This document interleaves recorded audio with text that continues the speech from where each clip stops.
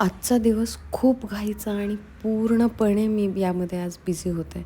पण तरीही हा केक मी का बनवला? यामागे एक खूप मोठी आणि क्यूट स्टोरी आहे. ॲक्च्युली काय आहे ना, आमच्या बिल्डिंगमध्ये एक बाई राहते. तिचं नाव आहे रेश्मा. ती मूकबधीर आहे. ती बोलूही शकत नाही आणि तिला ऐकायलाही येत नाही. तिचा मुलगा बाहेरगावी शिकायला असतो.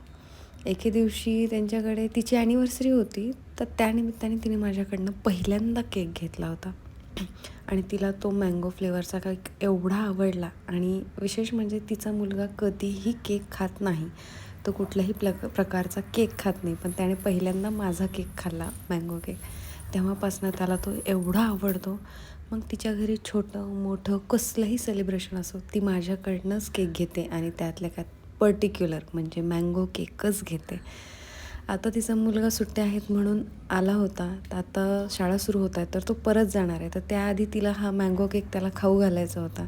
त्यामुळे तिने मला खूप रिक्वेस्ट केली की प्लीज मला बनवून द्या. पण माझ्याकडे खरं तर वेळ नव्हता. पण मी तिला नाही म्हणू शकत नव्हते, म्हणून मी तिला घाईघाईत का होईना एक बेसिक्स